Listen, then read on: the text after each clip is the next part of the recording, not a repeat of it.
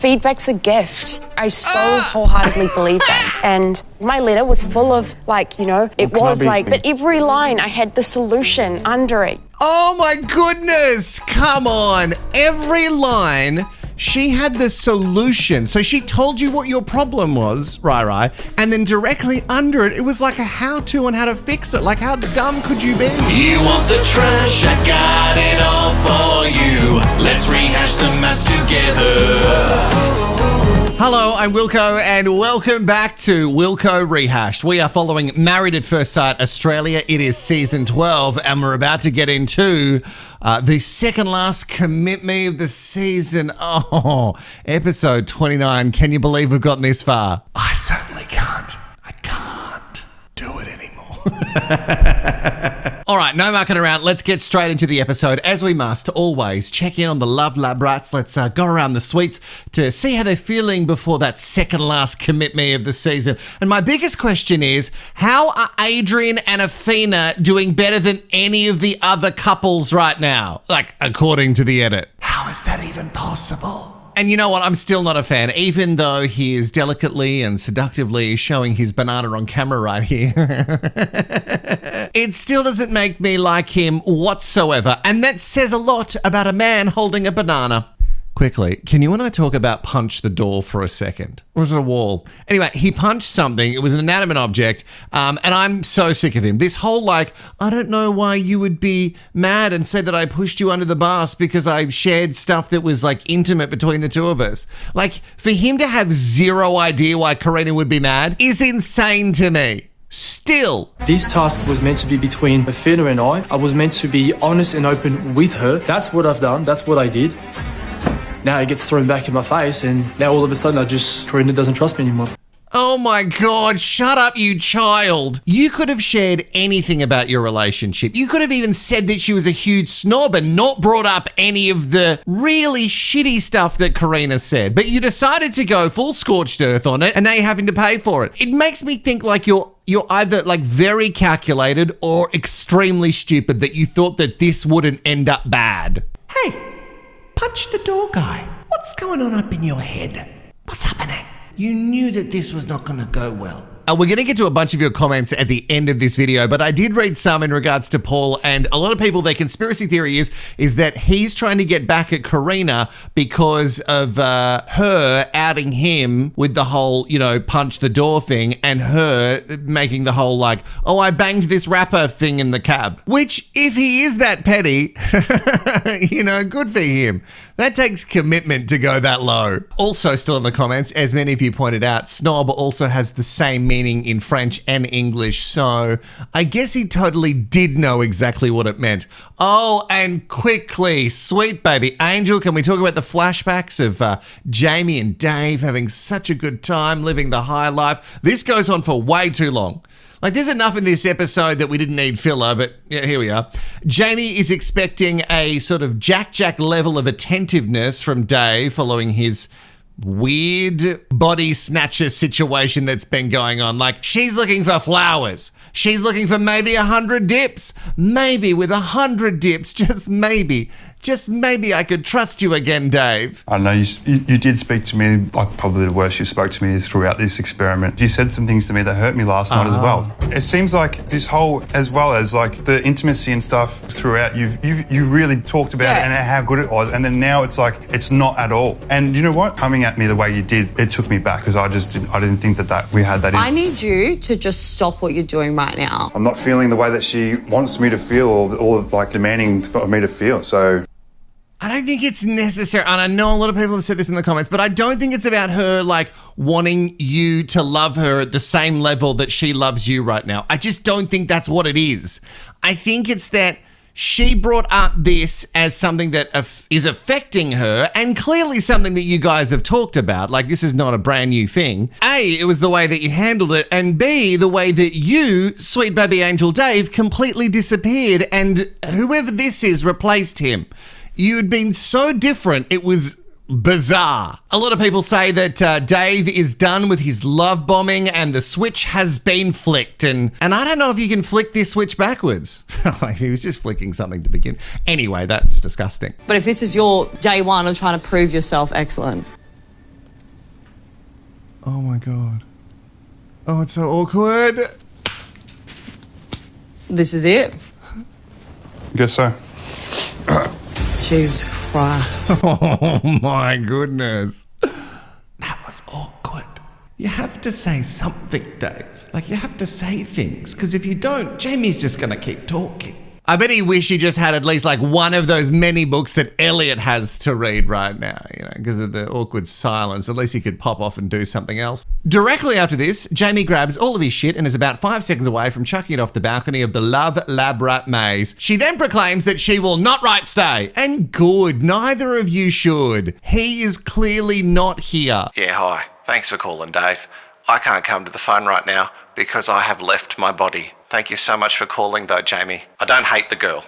Okay. BTW, at the end of this episode, we're going to get to all of your comments from the last video as to what you think has happened between Jamie and ex-sweet baby angel Dave. It is time for the Commit Me Couch. Oh, and let's just note quickly, another ugly ensemble from 2 shillings. You know what? If it's consistency that you want, it's how bad they are at S-birding and the outfits that she wears. Just like, what is this, like a toddler's just decided to do some actual real life art on the front of it? It's just...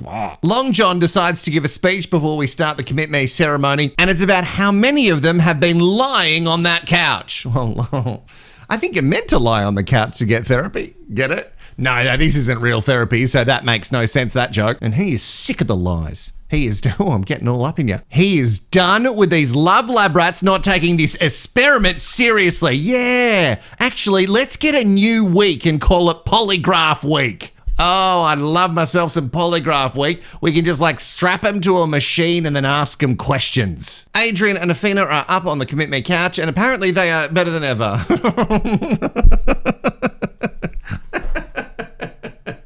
Sorry, just even saying it. It just feels wrong. Whatever. They brag about how they're asking questions of each other again, and the experts rush to the decision. Yeah, they're done with like trying to figure this one out. Like, I don't think they've ever really called Adrian out at all. Like, chuck it in the comments to remind me if they have, but I don't think they have. I think they've just let this little toxic wish Peter Dinklage off the hook. Oh, the true lovebirds of the season, Veronica and Eliot, are next, and the gap between them is making Morena and Tony's gap just jealous. It is gaping. When we tour, he sort of will take jabs at me. He's kind of baiting me. He'll make comments to me. Oh, you think you're pretty smart, don't you? I'm just shut down almost immediately. You know, I'll say, you said that the thing was red, but it's blue, like for example. And then instead of talking about the fact that the thing is blue, we go on this whole tangent about how my emotions are out of control and blah, blah, blah, blah, blah, blah, blah. And we talk about literally nothing. And I'm like, by the end of it, I've literally lost my mind. I don't know what's going on here. Like, I'm like, goodbye. I'm leaving the room. None of us know what's going on here, V. Come on, baby. What's happening in your brain? I think your mind had been done lost quite some time before you entered this shit show, my sweet. But anyway, she claims that his public-facing persona is fake, and he reckons that this is all a story and just complete BS. But who do we trust? She's doing some excellent performance work on the couch, though. I mean, like, that job with Home and Away, which, in case you don't know, International Sweet Baby Angels, that is a very long-running soap here in Australia, a soap TV show. And it's a natural progression for someone with such acting abilities as V. Oh God, I'm so exhausted with the comments of people who are mad if I call out V for stuff, and people who are mad if I call out Eliot for stuff because apparently I'm taking sides. I'm not taking sides. I just call it how I see it. That's why it's called Wilko Rehashed. If you don't like it, you should just fuck off. And I'm gonna call it again. V is unhinged, and I don't think Eliot's a good guy. At best, he is chauvinistic and has said some pretty awful stuff. That doesn't discount how awful Lauren is, and it also doesn't take away from how delulu V is. I don't know what planet she lives on. I've categorically never said to you, you think you're pretty smart. Like, for you to say that. Like, this is what I'm talking about. It's on camera. Yeah, I know. That's why. That's why I'm confident to say that I didn't say it. Oh, God. This is so wild. It is wild. You're wild. She's right, though. If it did happen, it's on camera. And if it didn't happen and we didn't get to see it, that sucks. Because here's what I don't need. I don't need just one person to be the clear villain. Both things can be true. Veronica can be a POS and so can Eliot. And I want to see all the bits that make them good and bad. The experts decide to open it to the floor, and Adrian reckons there are 2 different Veronicas, but I also think there might be 2 different Eliots as well, because Eliot this round was very different to the first round. Anyway, again, both things can be very much true. Ree, who is apparently close with Ree and V. Oh, I can't wait for the podcast. Maybe not after this comment. I love that Ree is going to start talking up her time, even though she's friends with V, with what went down with her and Eliot. Yeah, look, I had a great time with Eliot. He bought me fruit because he knows I'm into health and fitness. He taught me a card game, which I was very bad at for quite some time and finally got good at it. She beat me in the end. I did at the 3rd round. We listened to music. We got to know each other. It was an easy 3 days, and I enjoyed them. Sounds good. Those 3 days. It's never taught me any card games. I've offered to play cards with you multiple times. Like, you know that I'm into games and stuff. That face suggests... Are you fucking kidding? You have never asked me to play a card game, you lying piece of shit! Sometimes they need to put more effects in it, you know what I mean? Like when she turns around, have flames come up behind her and put her vocal effects. Because this show is a farce. This can't be real. Everybody in the group sits there and talks about how, yeah, no, we know that Eliot loves games. Like, he loves games and books, apparently. You know that he loves reading. So where is the truth in this relationship? Long John last weekend was confused and apparently loved it, but this week, not so much. We're going on a bear hunt. But actually, instead of looking for a bear, which is a real shame because I do love bears, we're looking for liars. And I think we're going to find a big one. They have separate realities. Whatever's happening in Eliot's world isn't happening in Veronica's. And you can kind of see the disconnect between them because she'll say something snarky and then he responds with something snarky and then it just gets worse, or vice versa. Maybe he starts and she responds, but they just always claim that the other person is way worse. I don't think anyone comes out good in this relationship. Veronica does claim that she just spits it how it is, you know, she's blunt. But then again, it's not necessarily her delivery. It's what she's delivering, which is the awful stuff. When questioned, Veronica also reckons that, oh no, she doesn't hate old mate's guts. No, of course not. I don't hate you, despite what you might think. And I really did try. So I'm sorry that you feel that way. Yeah, that felt like you did hate me with the way you said that. Good S-birding, John. That was really good. Yeah. Yeah. Oh, shit. Put me on the couch. Pay me the $1 million a year. Oh, God, I'd love it. I could do that. I could give just as pointless advice as... Yeah. I agree. I don't think she hates his guts. I think she's worse. I think she just completely nothings him. Like, I don't think she wants to think about him, see him, just like nothings him. Like, there's so many people who think that I might hate them, but I don't. I just nothing them. It's not hate, it's just nothing. Anyway, the best news of this episode, they both write leave. And as Disney Dad would say, hallelujah, hallelujah. How did he say it? Oh, Disney Dad, where's he now? Didn't he get ripped and hot? Sometimes my Disney Dad sounds very much like the Target lady. Maybe Disney Dad and Target lady could get together.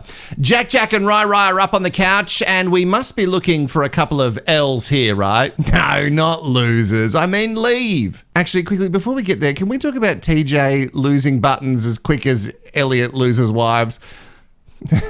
In fact, I think he might be a few more buttons short than Eliot is of wives. I'm not complaining. I'm just noticing week after week, buttons are being lost. Back to Deluluville on the couch, and Jack and Ryan, we're talking about the letter. And this is not the first letter that has been prepared for Rai from Jack. You know, she just does them in her spare time, just for shits and gigs. It was a bit of a character assassination. I actually felt kind of on trial for being myself. I did feel quite attacked by her. She brought up a lot of things like masculinity, about ego, about gender roles. Sometimes I feel like we're in a bit of a university debate. Like, she came back in after the task and said, Ryan, how do you feel about being a stay-at-home dad? And his response was, I am offended that you even asked the question. No.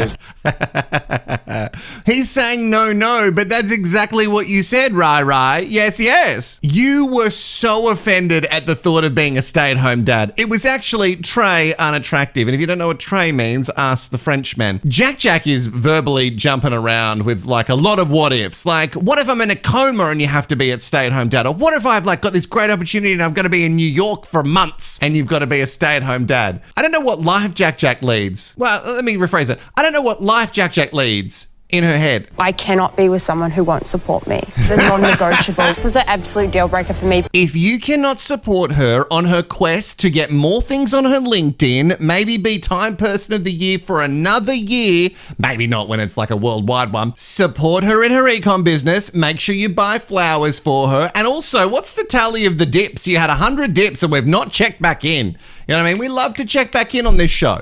So, like, I hope we bring it up at the reunion because I need to know how many dips that he worked off that dip debt. The moral is, in a relationship, you need to be flexible. I'm not saying you need to compromise on every little thing because sometimes if you compromise too much, you lose yourself. But he's not flexible at all. You saw when he tried to bend her down, you know, his back gave way. Feedback's a gift. I so wholeheartedly believe that. And my letter was full of, like, you know, it was like, you know, a Can I be honest bit about negative, something? but every line I had the solution under it. Oh my goodness, come on. Every line, she had the solution. So she told you what your problem was, Rai, and then directly under it, it was like a how-to on how to fix it. Like, how dumb could you be? Everything must be done Jackie's way. And Ryan doesn't feel the same. Can't get you off my mind. Can't sing. Got to stop doing it on the channel. What was I saying? Oh, yeah. Jacqui wants everything done her way. And there is zero chance that this guy is going to bow down to the Kiwi beauty queen. I feel like I don't measure up. Like, sometimes my mannerisms, sometimes my ways of thinking just don't. It's okay. It's okay. It's okay. It's okay. Why is she smiling? I do like this side of Ryan. Right. Okay. So we're showing some vulnerability, which is going to really piss off Andrew Tate if he ever finds out that you were once a stan. Real men don't cry. Although I didn't see actual tears, so I'm not entirely sure that was a real cry. Anyway, my question isn't about his vulnerability. Good for him. My question is about his vulnerability. Good for him. My question is like, why does Jacqui look so fucking happy that he's upset and like broken? Also, then gives him like the weirdest hug I've ever seen one human give to another. Anyway, this relationship should have ended a month ago, but it's a double shantay. All right, Beth and Teejay are up and the vibe is not positive. We've kind of been building up to this. Maybe she too is upset with how many buttons he is missing all the time.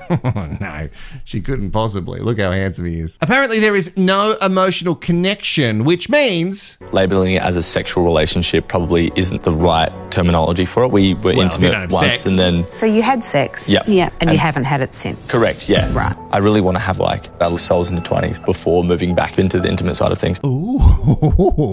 Maybe I'm missing out, but let me know. Have you ever had your souls intertwined? Oh, shit. How romantic and unrealistic for this show or most modern day relationships, but wow. I tend to agree with Beth on this one. Jeez. Oh, God. I've said it a million times, but I'll say it again. Beth could have been a real shower for this season, but unfortunately, she come in too late. I don't think that TJ is all that interested in Beth. I think he likes her. I think he likes hanging around with her. But you have to imagine that with someone like TJ, who seems like he seems quite sweet. Again, who can tell on this show? You know, so much bad shit can be hidden. And he's obviously extremely attractive. What's wrong with you, TJ? Tell me.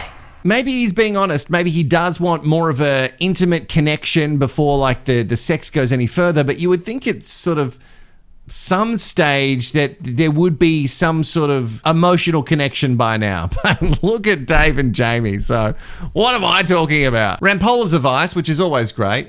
This time it's just mac on more, you know, just see how deep that tongue goes. And then we just move on to the decision. And then it's a double say again. I cannot wait for these two to say no thanks in their final vows. You mark my words. It's Rhea and Jeff's time to shine on the commitment couch. And Jack can't believe that Jeff couldn't wait for Rhea to get back after the wife swap. She looked very offended. At this stage, I think they're the only couple that could actually make this work at this stage? Like, really? Like, I thought it was Dave and Jamie and at a stretch, Rhea and Jeff, but now I think it's just Rhea and Jeff. We really glaze over this relationship. Nothing notable comes from it. It's a double Shantae, which is not unexpected. And we move on to Carina and Punch the Door. Paul explains his letter and Carina's face during it and makes me think she is also ready to punch a door. Or a Paul, maybe. He then goes on to explain the whole caliber thing and Cleo and how he wouldn't judge someone on their caliber. But he does judge if it comes to her sharing who she has banged before.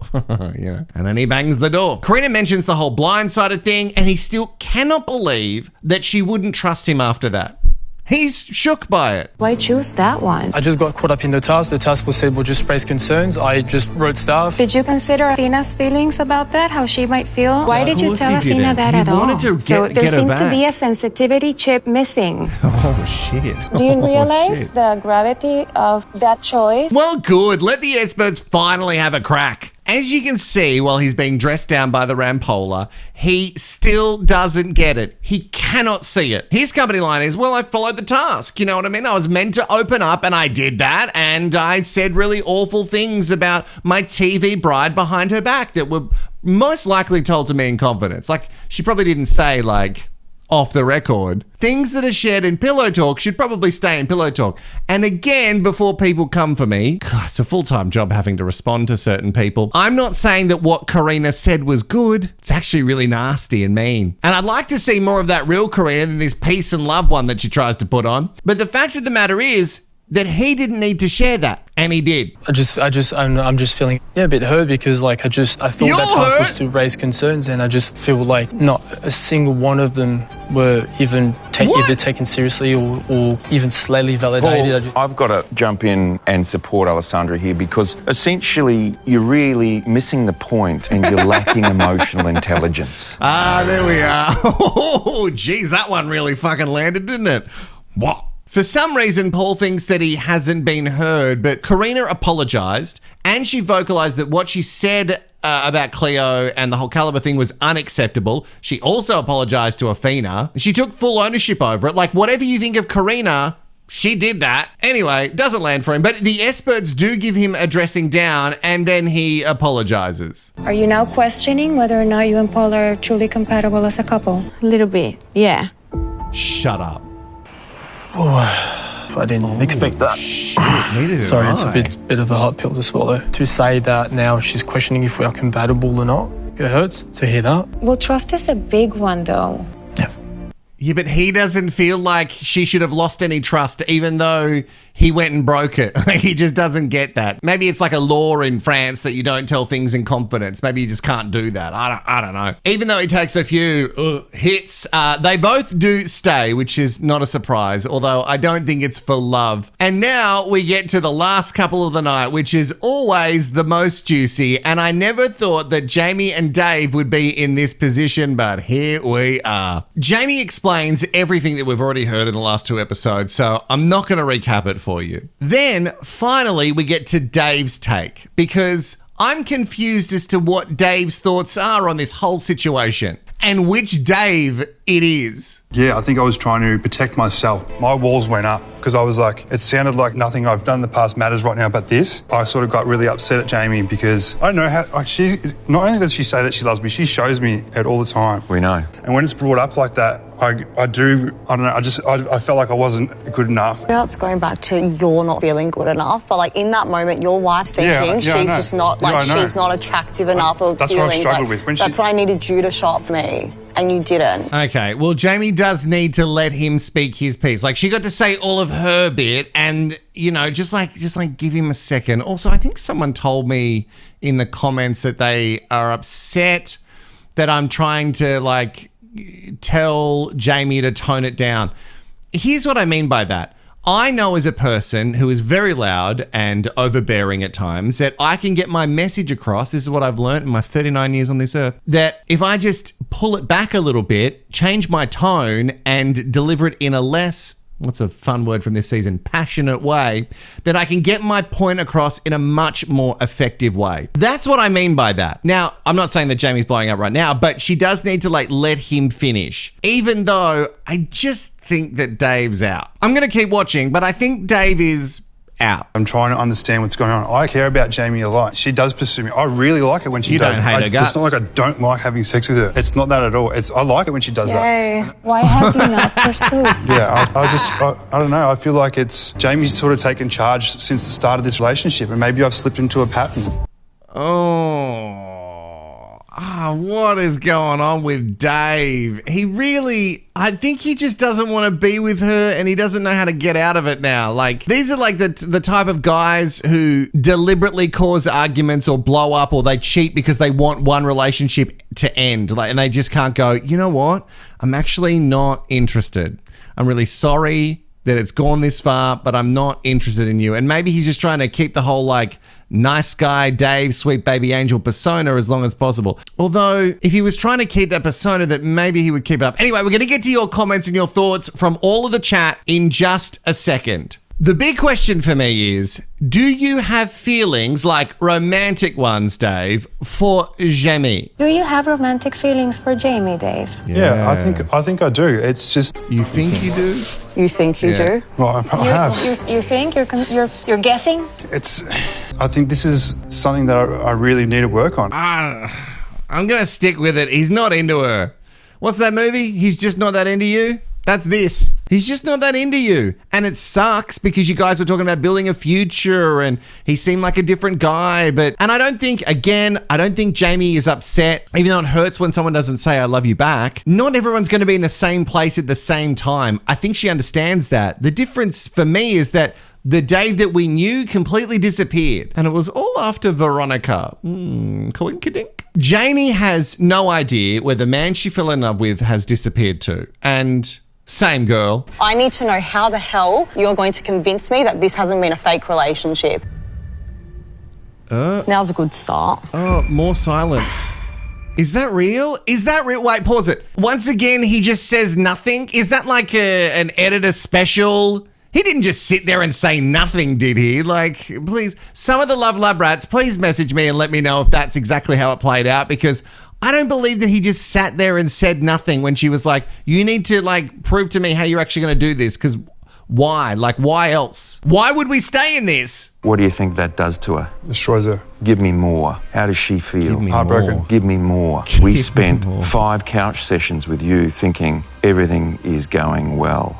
In 3 days, it looks like you're on your way out. What happened? You got some explaining to do. Sorry. All I could hear was, give me more. Give me more. Just in case you were questioning if I was gay or not. Now you have your answer. I don't think Dave can explain himself because I don't think he knows what's going on. I think he's not interested because if you were, you would fight for it. And he's not even really fighting for it. He's saying I don't hate her, I don't hate the girl, all this shit. It just doesn't seem, I don't know, something has happened that maybe we haven't seen, or maybe he did love bomb and he's a completely different person now. This is one of the most uncomfortable spots in a relationship for me. When Jamie said that she loved me, I got scared. That's Frankenstein. I was worried that I'm not going to get there. And, letting her down, letting this down. So I shut down and I handled it wrong. That's not who I am, and I don't like that person. When I put my walls up and I'm not the caring person I should be towards you. I don't know, parts of that really Frankenstein. I don't believe that that's how that went down. After all this, they both decide to stay, even though she said she wasn't going to. She said she was going to write leave. Wouldn't have mattered anyway, because them's the rules. Dave reckons that he's going to woo her. Woo her. Which suggests romance. Have you got that in you? Sure do. Somewhere in there, I'll get it. What? I don't know. Is he okay? It's just too much of a turnaround. I understand the whole country is and world soon when they get the episodes, will be pummeling on Dave, but this is a huge turnaround. It doesn't seem normal for anybody. And in the words of Adrian, and he doesn't have many of them, but I don't know. Let us get to your comments, shall we? These are the ones that Wilko rehashed on YouTube right now. Dave's comments from Opal85. Opal85. Dave's comments, I don't hate her guts, I don't hate the girl, is the worst kind of comment you can say about someone that you've been with for weeks, especially after him saying that they were on the same page for so long, or same vibe for so long. I do believe something happened during the 3 days with V. It doesn't make any sense. That 180 from him. Last week he was fighting tooth and nail for her. Suddenly nothing, zero, no feels anymore. WTF. Valid point. Rones33 said, did V sleep with Dave? Question mark. If the partner swap was the only night, then I would say perhaps 2 nights is likely and 3 nights is a big hell yes. Also, Rosal W said, 2239, says, Dave has feelings for Veronica. Laughing, crying, laughing, crying, laughing, crying. Lisa's had a crack and said, I don't understand why Dave said stay. This is all bullshit, so he doesn't look like a dick. It all changed after those 3 days with Veronica. They totally slept together. No man does a turnaround like that unless another woman is involved, and a woman like Veronica, we don't need such a shame. Ooh. Another point of view is, okay, so I've heard some other stories about Dave. If his dad's cancer took a turn, that could explain his demeanor. That's true. I would have preferred that storyline versus Dave the liar / Adrian's Awhina one. Some real life would be okay in the middle of all the trash, mess, and drama. Yeah, I agree with that. They need to just put stuff, like the real stuff in. Like the Cleo thing could have happened when it happened. Like, it's crazy how they manipulate it. And Kimberly has said, why should Dave be in love after 6 weeks? You can't force it. Yeah, I don't think it's about being in love, but I think it's about the whole personality change. That was the thing that really weirded me out. That is it for another episode of Rehash. Make sure you comment below so we can add them in the next videos. You'll get another video which will be for the homestays. Yes, it will be a double rehash. That's coming up for you tomorrow. Make sure you support. Go to rehash.com.au, or you can give thanks right under this video. Like, subscribe, do all that stuff, and I'll see you in the next one. Bye.